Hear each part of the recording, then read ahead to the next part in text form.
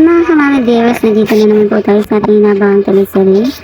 At syempre, dahil gustong gumantipan sa Emma sa kay Jade o aka Olive, ngayon gumagawa ito ng mga paraan para takutin itong si Jade, katulad na lang ng pagtawag nito sa cellphone ng kaibigan nito na nangit sa kalaman ng kaibigan ni Jade. Nasa lisihan siya ni Emma at tinawagan niya itong si Jade at ayun na nga, nakita mismo ni Jade ang mukha ni Emma doon sa screen ng cellphone ng kaibigan niya. Kung kaya tayo, ayun, sobrang natakot ito at talagang nag-hysterical ito sa sobrang takot. At tawang-tawa itong si Emma dahil sa mga ginawa niya, dahil takot na takot itong si Jade Olive.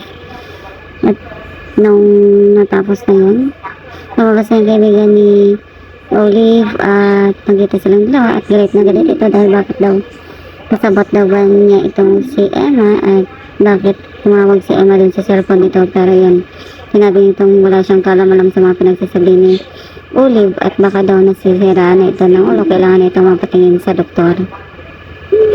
Samantala doon naman sa school nila Moki, kung saan nalaman nila kung sino yung nambuli kay Moki at ayun na, inamin na nila ng harap-harapan na mag-boyfriend sila ng kanyang dating kaibigan at kinikilig ang mga kaibigan nila syempre.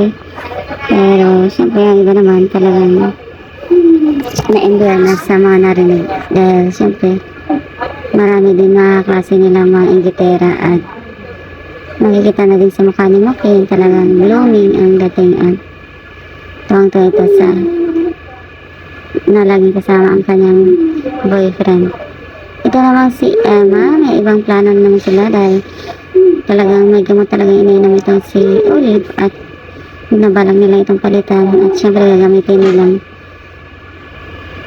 tawa yung kaibigan mismo ni Emma o yung kasambahay dati nila Olive, kung kaya tayo nang gumawa sila ng paraan na makapasok ito sa bahay nila Olive sa pamamagitan ni Moki kasi kilala ni Moki ito at isa itong yaya ni Moki nung magkasama pa sila ng kanyang nanay Olive. Yun na, talagang natuwa itong si Emma pati na din yung kaibigan dahil alam nila makapasok sa dun sa bahay nila Olive nang walang kabog-abog. At nang nandun na ito, nahanap niya yung mga bag ni Olive at syempre gusto niyang palitan itong gamot na ginagamit ni Olive para tuluyan itong mabaliw. At samantala sa lugar kung saan nakakulong ang nanay ni Olive, talagang